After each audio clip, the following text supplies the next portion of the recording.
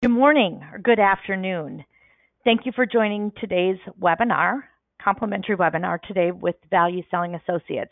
My name is Julie Thomas, and I'm going to be your guide for the next few minutes as we talk about the importance of storytelling in sales. And we're going to talk about storytelling at a couple critical junctures in the sales process. And I look forward to sharing some insight with you about storytelling and the importance of it in sales. A couple of things that I know are important to all of you. Yes, these slides are available, and you can find them in two places. Number one, in the handout tab here on your GoToWebinar control panel, towards the bottom, you'll see a button that says handouts. You can download them directly from there. You can also go to the ValueSelling.com website after today's session to access either a recording of today's session or the slides themselves and download them as well. I will also let you know at the end of today's webinar, I have a really exciting offer for all of you. So please stay on and listen for that offer at the end because it's a very exciting offer for an upcoming event that you may be interested in participating in. You know, stories sell. We know that stories have always sold. As a matter of fact, I was recently speaking with a couple of executives, and they were talking about their leaders in their organization. And one of the things that always comes out in any leader who is a great communicator is that they are great at telling stories, and they get people very engaged in those stories. And we're going to talk about why. There's research that shows that stories engage the whole brain. Well-told stories engage both the emotional and the logical side of our brains. Data is only going to go after the logical side. Facts will only go after the logical side. And there's not to say that there isn't a place for data and facts, but in many places, stories can be much more powerful engaging your prospect or your client in a conversation. So today, that's exactly what we're going to be talking about. Before I dive into the content, let me ask you to join the conversation with us online. If you haven't yet, please follow us on Twitter with @ValueSelling without the first E. And if you have any comments, questions, or something resonates with you, please feel free to post that on Twitter or LinkedIn or Facebook on any of our sites. We'd love to hear from you and love to keep the conversation going both online or offline. I recently read a book by a gentleman by the name of Paul Zak, and the book was called The Business of Story. And he had some great research in there, but essentially his premise is that our brains react to stories different than other types of communication. And they react at actually a chemical level. Stories can sometimes even emit oxytocin. I mean, we definitely know that children love stories. Adults love stories. If we're at a party, we gravitate to those people who always can take the mundane situation and turn it into a phenomenal story. We gravitate to them, and that feeds our soul and it feeds our brain. In sales, since sales is primarily the business of communication, communication is what sales is all about. Stories can be very powerful in helping us create the hook and engage those buyers. So what are we going to talk about today? Well, at the highest level, we're going to talk about a specific type and framework for a story that can help us establish our credibility. These stories, I believe, are more powerful than any elevator pitch that you can ever create. Because at the end of the day, if we can establish our credibility, we are likely to get engagement from a buyer. And no sales cycle can start today unless we are engaged and having a conversation. So we're going to talk about how to use these credibilities for the specific purpose of engagement. And we're going to talk about kind of a framework and an outline that I'm going to give you, actually a template that you can use to create your own stories, as well as some tips to make sure that those stories resonate and are as impactful as possible. And then talk about how you can deliver them with confidence. When we work with clients here at Value Selling, this is a significant component of what we teach clients. Not only how do you qualify opportunities, how do you advance opportunities, but how do you best engage buyers and get them interested in conversing with you, get them interested in sharing with you and spending the time to talk to you and allowing you to listen to what's going on. These stories, in our opinion, and the outline that we're going to share are a tremendous tactic to do just that. And again, I think these are more powerful, and our experiences have shown that these are more powerful than any elevator pitch that you could ever prospect with your clients. So here's some interesting data, and I'm just going to ask you to type some of this into your question tab. What do you think, based on some research, that executive buyers think that their sales calls, when they're on the side of the buying side of the table, what do you think they think about the sales calls that we're making on them? And what percentage of sales calls do executives purport as being valuable? I see 10 here. I see 15, 50% valuable, 25, 10, 20, all over the board. Well, interestingly enough, or what creates an opportunity for us is, according to Forrester Research, only 2 out of 10 of the executive buyers they surveyed said that the meetings that they have with salespeople trying to sell to them are actually valuable to them. That's kind of abysmal, in my opinion. And I'm going to go out on a limb and say there's a number of reasons why that is. But often it's because we are trying to pitch and not engage.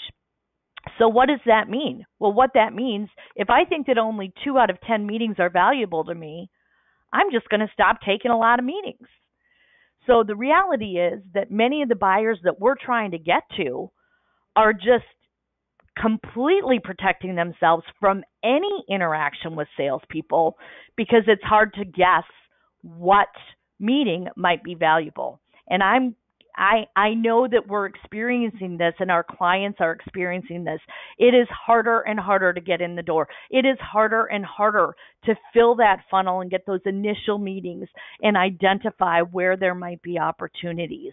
And I'll just say right now, next month in our webinar, we're going to talk about some of the tactics about just getting in the door, but it's hard. And we only get one shot to be relevant to those prospects. And how we open those calls, how we create those first impressions, how we set the tone and establish our credibility is incredibly powerful and can often predetermine our long-term success with that interaction. And storytelling can be part of that. So what are these guys thinking or women thinking when we call on them? They're like, I don't know who you are. Wouldn't it be great if all of our prospects were just sitting around saying, I hope a sales rep calls me today to talk to me about something that I don't think I need, want, or know about. That's not the way it goes. For most of us, when we are selling, they don't know who we are. For many of us, they may not even be aware of our company. They may not be aware of what we can do for them. They may not be aware that we have had success in dealing with things that they might be worried about. And so these are the questions running in their mind. I don't know you. Why should I spend time with you? And the answer to that is, how can we quickly and succinctly answer some of these questions, get them leaning into the conversation and interested in having a conversation with us. At the end of the day, no sales are going to happen without those conversations. You wouldn't be on this call and you wouldn't be in the positions that you are in if people just bought your stuff without you. That's great for our job security, right? We still need salespeople to create need, manage the opportunity, build the opportunity, expand the opportunity, close the opportunity, negotiate the opportunity, and then start it all again with renewals and upselling. So as we think about this, I'm going to talk to you about what stories we might be able to tell that will answer these questions in the context of something that the person on the other side of the table or the other end of the telephone line might be interested in, without being me, without talking about I, us, but really focusing on them. And we can talk about what that template is. So here's a couple of the components of the process that we're going to talk about, and then we're going to break into this number 2 aspect of this value-based story in a little more detail. Number 1, the number 1 catch to telling good stories is it has to be relevant to the person that you are telling it to. And in business stories, we want to create stories that are relevant to the individual that we're calling to. By relevance, I mean we want to tell stories about companies that are similar to them, or executives that are similar to them, or the industry that is similar to them. It doesn't necessarily have to be one or all of those, but somehow we have to do the work to understand what might be relevant. If you're calling on me, you want to understand what potentially will resonate with me. The only way to do that, as far as I know, is to do some research. Know who you're talking to and know the company that they're working with, and understand what they could potentially be facing so that you can predict what might resonate with the individual that you're reaching out to. Then we're going to craft a value-based story. So what do I mean about a value-based story? We're going to craft a story that is connected and relevant to the person that we're talking to, that talks about our success with something similar to them. We're going to talk about a story, let me repeat that demonstrates our success with somebody similar to them. And this will become a little more clear in a few minutes. We want those stories to demonstrate the measurable outcomes that we have on both the individual that's going to be kind of the protagonist in our story, if you will, as well as the business that we're working with. And then I'm going to suggest, after you create these stories, that you practice them. You hone the language. You simplify them. You make sure that the adjectives are powerful and impactful. And the only way to do that is with practicing. And it's amazing when we practice these stories, and when I do this with my clients in the classroom, how quickly they can start to really deliver these stories with confidence and competence, and deliver very compelling stories to the potential prospects they're trying to reach with this. So let me ask you another question. Based on research, where do you think salespeople typically come into the sales process today with an executive? Where do you think they come in? The sales rep coming in. Well, today's research actually shows us that oftentimes when buyers are buying, they go through a good chunk of the sales process without us. They bring us in or invite us to talk with them when they're ready to negotiate the T's and C's, and quite frankly, ready to justify a decision they have likely already made. That's interesting for us, and the key to that is then understanding if we can get to those buyers earlier, we may have a better opportunity to shape how they're going to approach that buying decision.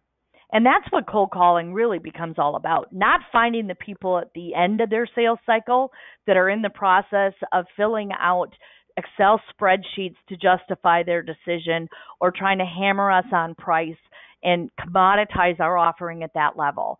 It's our ability to create the opportunity early in the decision-making process.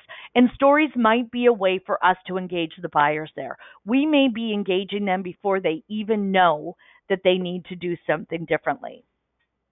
And doing something differently is all about what sales is. I mentioned that, in my opinion, sales is a communication process, and everything in sales is about communication. It's about speaking, questioning, listening, writing. All of those components have to do with communication. But it is also about managing and introducing change. Anytime you are selling something, you are introducing change to that organization and to that individual. And that's an important thing for us to understand as well. So just another piece of data for you in terms of some research that was recently completed. What do sales reps, what is their the perception of them with some of the executives based on that study we have? And you can see here what the senior executives expect from their reps. They expect them to demonstrate accountability. They expect them to understand their business, and they expect them to listen before proposing. And our framework for telling these stories is going to be a mechanism for you to set up the call to action for you to engage, question, and listen before you ever come in with a proposal or discussion about your solutions. So what do we want our prospects to think about us? Well, these are some of the things that I would like people to think about me when I first meet with them. I would like them to think that I know what I'm doing and that I've done it before. And all of these things wrap into that. But the question becomes, how do I set this perception and create this first impression from the very moment I open a call? And that is the framework of what we're going to do. Well, there's lots of ways that we might be able to source some information from that stories, but at the end of the day, we're going to use that to create these value-based stories. Now, here's what I'm going to suggest is the framework to do this. As we're creating these stories, I'm going to suggest you're going to want to have a myriad of them. You're going to want to have stories for the different buyers, kind of the different personas or the different categories of buyers you have. And you need to think about what dictates the content of a conversation that you would have with someone. Is it their role?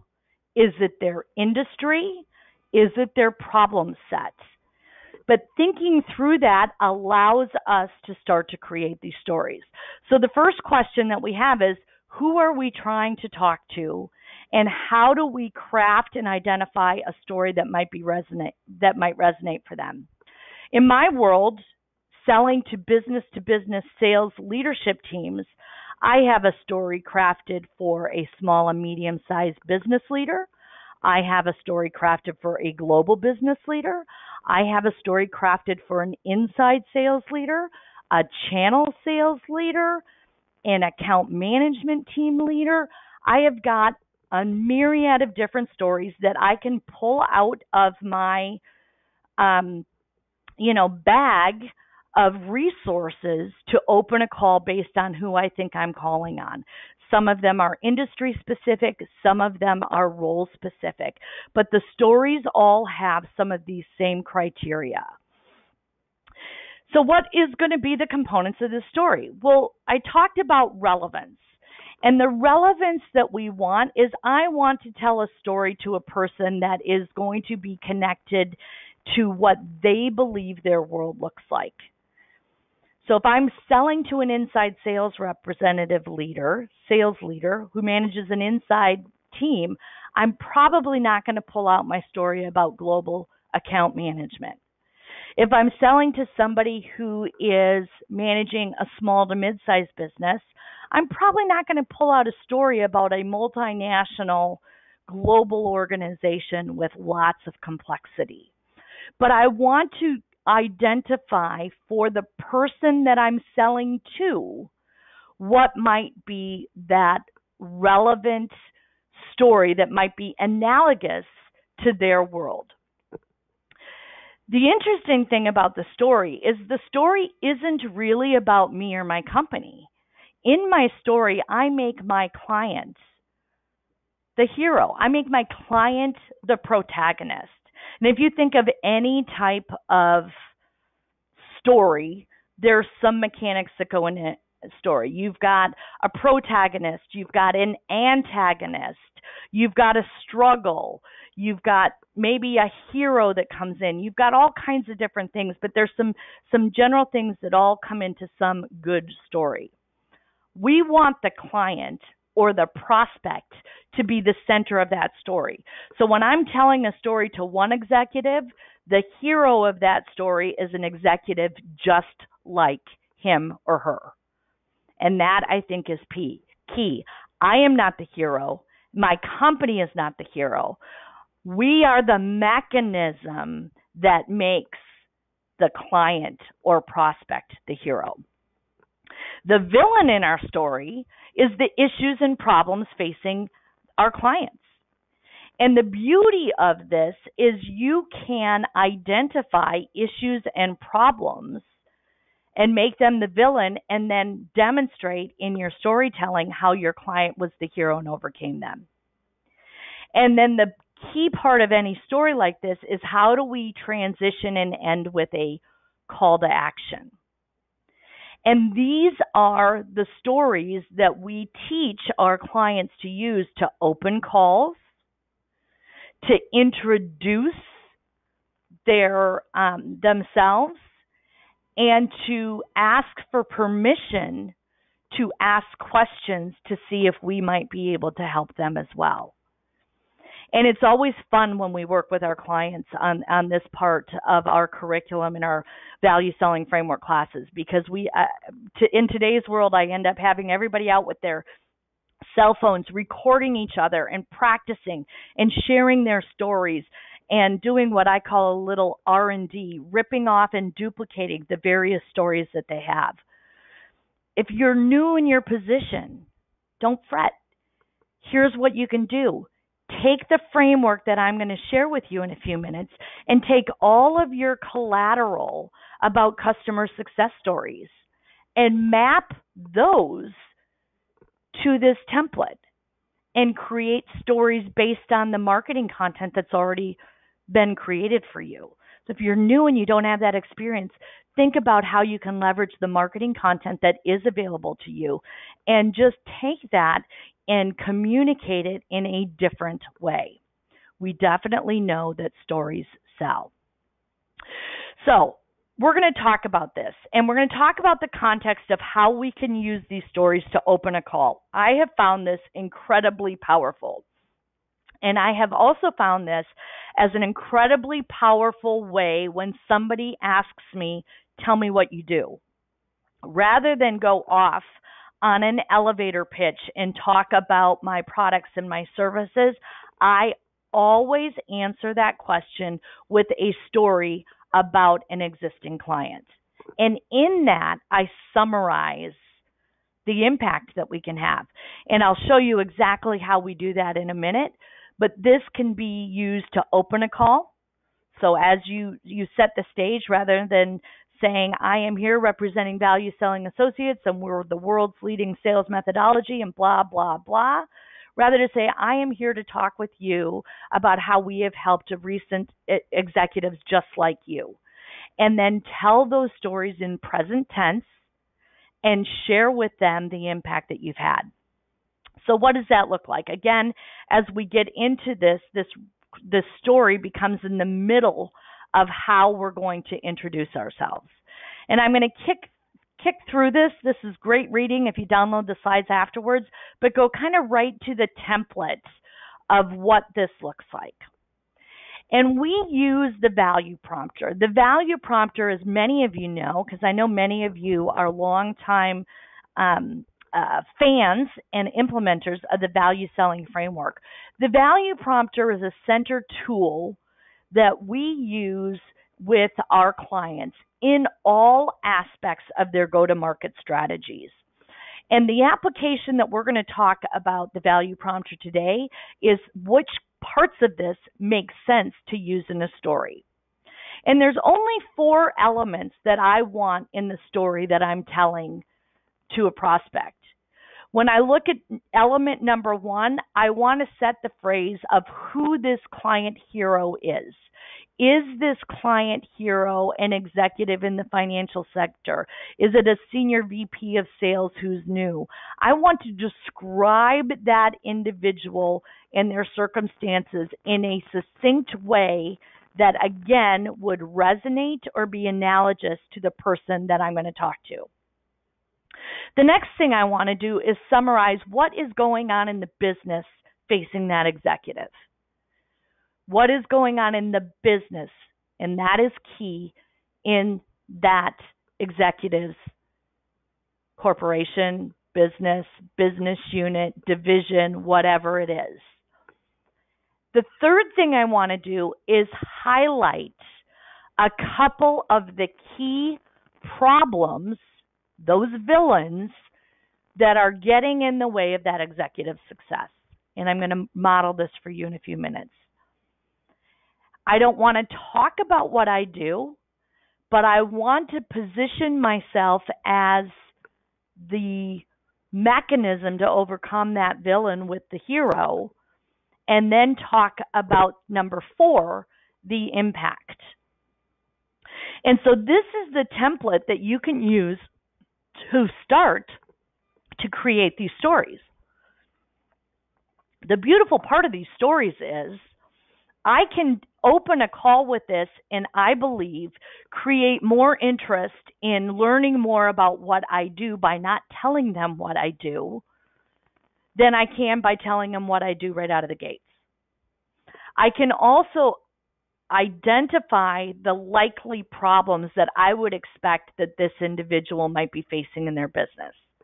And that's what's coming out of as a result of the research that I'm doing. And then I can talk about the value and the impact not only on the business, but on the individual as well, to the extent that that would resonate, again, with the individuals that we're selling to. So what does that actually look like? So here's an example of a story that I might tell if I am working with an organization or a sales leader who is running an inside sales organization. And the story might go like this. I work with a new sales leader in a software as a service company in the financial services industry. He came into the role and he was taking over an inside sales team, and they had never had to create opportunities. They were responding to phone calls. He realized that he could not grow the business and meet his business objectives unless he changed that. The challenges he was facing was they did not know how to engage. They did not know how to differentiate their solution. They did not know how to expand the opportunities that were coming to them over the phone. And he was looking for an easy to implement skill set and framework to address that. By partnering with Value Selling Associates, within 30 days, he saw that his average order value for his inside salespeople grew by 80%. They were closing larger deals than they ever believed was possible over the phone, and that sales leader was promoted within 9 months to the next level in his organization. Now, the key to this story is for me to then immediately transition and say, so can we talk about what's going on in your business and see if we might be able to bring similar value? When I tell these stories very succinctly and practice them, they take anywhere from 45 to 60 seconds. I am highlighting the problems, I'm highlighting the impact, and I'm creating the relevance by telling a story about somebody who is likely to be in a similar situation or set of circumstances or facing the same set of problems as that executive that I'm calling on. And I did not tell them really anything. I didn't tell them anything about what I do, who I do it, what my company looks like, where we are, anything. Because at the end of the day, they don't care.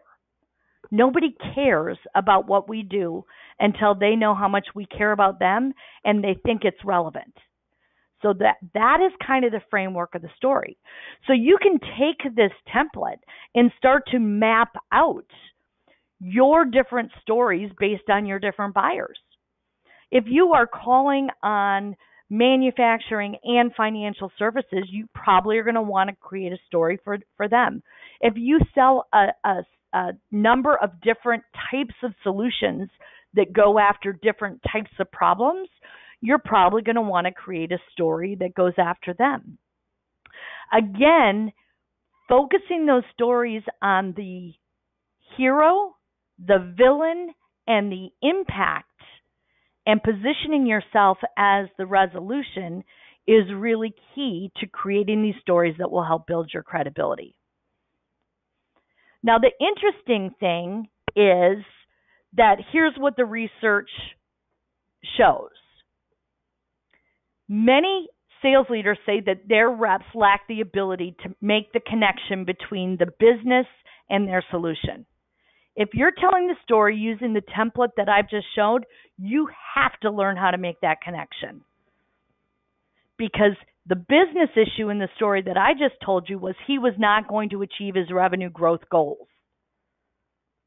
Now, there were some technical sales process, sales challenges that got in the way of that, but the ultimate impact of the success of the engagement had to do with that leader achieving his sales goal. Here's another interesting fact, and this is from Chip and Dan Heath. I'm sure many of you are familiar with their books. After presentations, people remember stories more than statistics significantly. So why aren't we telling more stories as opposed to putting up a slide of data? Well, there is a place for the data, don't get me wrong. But in communicating and being compelling and getting people engaged, stories win more than numbers. And if we can weave the numbers into the story, then we're even in better shape. And then just as a key point of interest, people that are high performing in anything that they do, including sales, train and practice. They are constantly upping their game. So as you think about your stories in your world, many of you work for organizations that make significant training and development investments in you. And some of you also have to carve out your own way to make those personal development investments in yourselves. This is a good example of that. You are on this webinar learning a skill set that hopefully you can put to work immediately. But if those who train outperform those that don't. And that's true on the sports field, that's true in arts, and that is certainly true in business. So, again, the whole key to this story and using it in the application that I've just shared with is our ability to immediately take that story and transition to asking about them. So when I tell my stories, the end of that is always, and this is almost verbatim what my end of that story is, can we talk about what's going on in your organization to determine if we can bring similar value? And that is really part of the key to what what we would want to do. And then we focus on diagnosing their problem, helping them self-diagnose, expand their diagnosis, recognize what additional challenges, what villains are getting in their way of being business. So we've talked about the power of storytelling. I've given you a template that you can download and use to create these stories. And the question that I have for you is, so what? What are you going to do with this information? And one of the things that I'm going to suggest that you do is you take this template and think of your next 3 meetings with a new prospect or a key executive or a meeting to advance an opportunity. And how can you open that call with a value-based credibility story to set the stage and accomplish your goals and objectives in that meeting? The key is creating the relevance. Who are you calling on and what would be relevant to them? Who's the hero that would resonate with the person that you're talking to? Who's the villain? What are the problems that get in the way? And what is the positive end result of the hero taking out the villain by partnering with you and your company? Very, very powerful template to do these stories. I will also offer to you, if any of you want to practice your stories, we're going to give you our contact information. Please reach out to me, and happy to help with that. Practicing these stories will be the number one mechanism for you to be successful here. Record yourself, wordsmith them, write them out, read them, say them out loud. When we work with our clients in the classroom, we have them write them out first, and then we have them say them out loud and share them at their small group level. And it's amazing when you start to speak out loud what you've written down, how you wordsmith it, how you can embellish it. And I don't mean embellish it by make it up. I mean by embellish it by making sure that your adjectives are extremely powerful and changing the language to make it intriguing as opposed to maybe not intriguing. But when we talk about adding on the story, the color is where it all comes in, and that's often where the emotion can be really, really powerful. So I've talked about one of the things that I think you should be doing and using this value prompter to create it. If you don't have the history with existing clients, go to your marketing department. Interview your manager about a win that he or she might have had. Interview a colleague or a mentor. Tell me about your recent win where we did so well in that, and create those stories. They don't have to be your personal firsthand knowledge. I have stories that are absolutely secondhand in terms of they were another sales rep's experience with a client, but that I share to open up a sales call and leverage that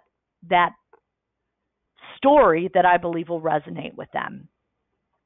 So we're going to go right now to the questions, and I'm going to share, look at some of the questions that we have here on our template, and then I am going to share with you an offer that I mentioned that we have.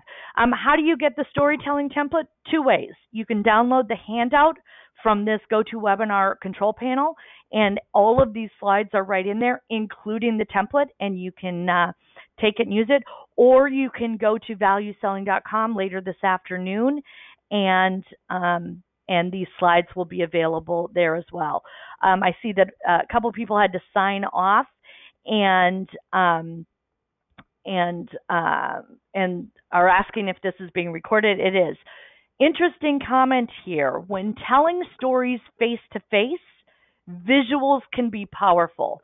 People think in pictures, not words. So think about your slide decks as well if you're telling a story to open up a call. If you're using some sort of a visual aid think about what those pictures might be, because pictures resonate. It's why if we're on an airplane and there's the emergency card is all pictures, because people think in pictures, not words. So a lot of people assume it's because of the language barriers. You want to make sure that everybody gets it. It's really because the brain thinks in pictures and memorizes pictures. Let me see. Other questions. What are a couple of the research tools on top of Google or LinkedIn to gather more info on the customer? Industry trade press, local trade press. If I'm calling on companies here in San Diego, we have the San Diego Business Journal, even the business section in the San Diego paper. But often the Business Journal talks about companies that are getting funding, executives that are moving, new executives. You can get a lot of insight to what's going on in that. And then for various industries, there's also industry resources and different places that you can go. So let's dive into what our special offer is. First and foremost, next month, we are going to be speaking. Value Selling is going to be participating in the Selling Power Sales 3.0 conference. It's a wonderful event. It's going to be in Vegas. And I have some complimentary passes, and I would love for you to join me in Las Vegas for this conference. I think it's going to be a wonderful event. There's 2 days of tremendous content. So go to sellingpower.com, look at the agenda. If you are interested in participating and are able to commit to going, send us an email and we will make sure that you can attend that conference using one of our complimentary passes. The tickets are $800, so it's a tremendous value if you want to join us, and I'd love to see you in Las Vegas at this event. In addition, the September webinar is going to be on creating a sales cadence to build that top of the funnel. Chad Sanderson is going to be joining us. Chad is our expert in Vortex Prospecting, which is our program that is a systematic approach for clients to build a cadence that is effective at filling the funnel, getting appointments, and setting those first meetings. If that is something that of interest to you, please sign up for this webinar right away. If it's really of interest to you, please reach out to us, because the Vortex Prospecting program that we have is getting unbelievable results with our clients that are implementing it. I mentioned we'd love to hear from you on social media. We're everywhere, from LinkedIn to Facebook to Twitter to YouTube. And last but not least, I did offer, if any of you want me to review your stories, critique your stories, if you want to vet them with me, here's my direct contact information. Please do not hesitate to send me an email. With that, I want to thank you for your time and attention. I appreciate that you took time out of your day to invest in yourself and join us here at Value Selling Associates. I look forward to seeing you in September on our cadence-based approach to prospecting webinar, and maybe even seeing you later this year in Las Vegas. Take care, and we hope to hear from you soon.